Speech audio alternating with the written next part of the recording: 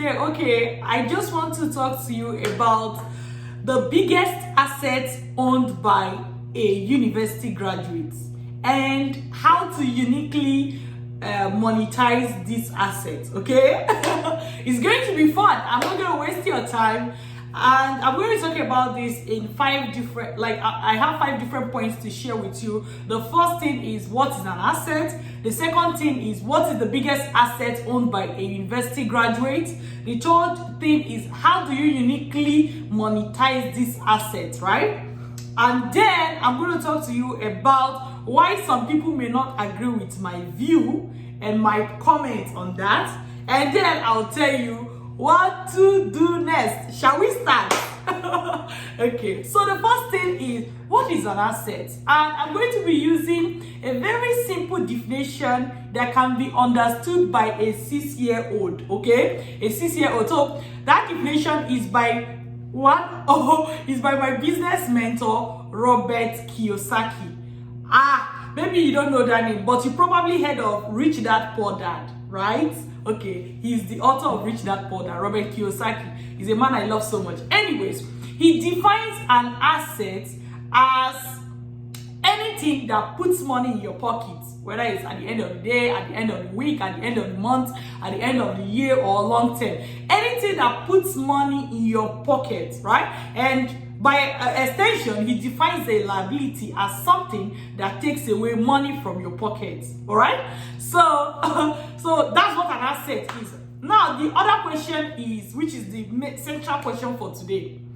What is the biggest asset owned by a university graduate? I'm sure you're like, let me see what Dr. Linda is going to say.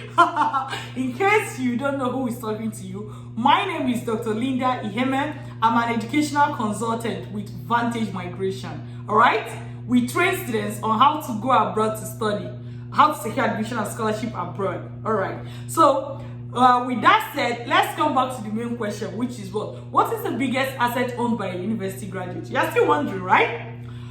My answer to that is that it is your degree certificate. Okay, this is not degree certificate, but I'm just going to lift it up in the sense that usually degree certificate comes in form of like one maybe hard copy paper, you know. So that degree certificate is the biggest asset owned by a graduate.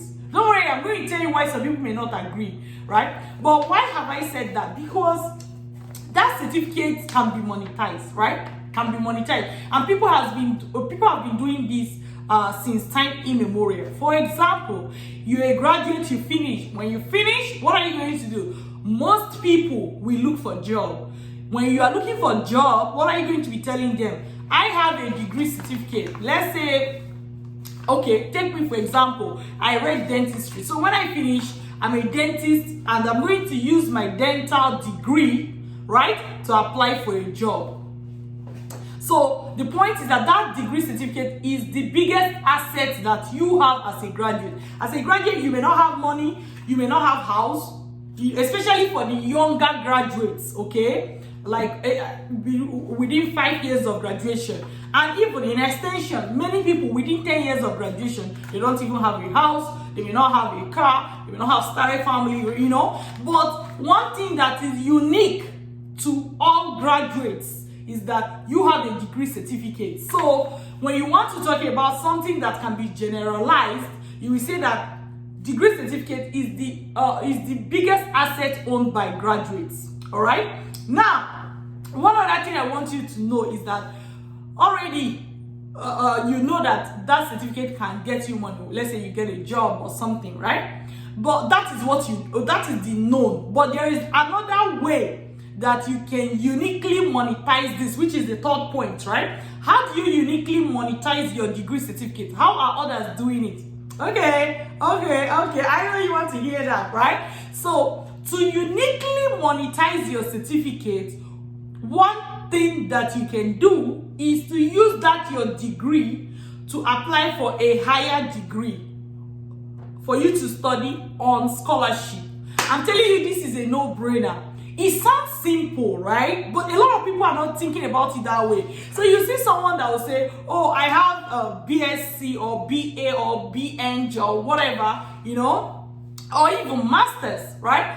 I say, oh, I have masters in public health. But to them, that certificate looks useless. You know why? Because they don't know how to monetize it. Because with that same certificate, if you applied for admission, especially abroad, and apply for scholarship, you see that you can use that your degree to get scholarship irrespective of the grade. So the grade does not matter whether you have third class, first class, middle class, whatever you call it, the grade does not matter. Provided you have a certificate, you can apply for admission for a higher degree abroad, and then you can get it on scholarship.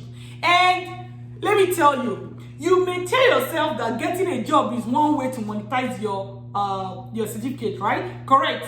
But take me for example. When I finished, and I finished as a dentist. I was working in my home country, right? How much was I being paid? If you convert it to dollars, it's like maybe 300, 400. Okay, let me just be large and say $1,000 a month. That's what I was paid. Like in 12 months, I get $12,000, right? And trust me, that's not how much I was paid. I just made it high, you know. I know some people earn more, but a lot of people earn way less. A lot of graduates earn way less, right? Okay, so but with scholarship, my scholarship was roughly $30,000 plus the first year, and this was repeated the second year just for the masters. And then I eventually got masters for scholarship for PhD as well, which University of Waterloo was kind enough to give me, I think, total of about more than $150,000 if you add everything together.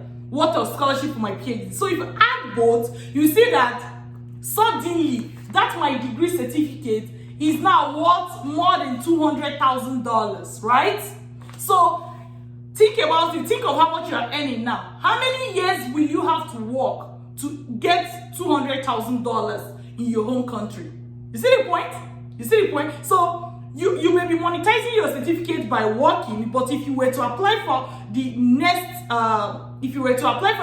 program ahead of you, say a master's or a PhD, and you get it on scholarship, you would have earned maybe your 10 years worth of salary. You will earn it within 1 year or 2 years. You see the point? I've worked with clients that went abroad to study or that are going abroad to study, and they secure scholarship.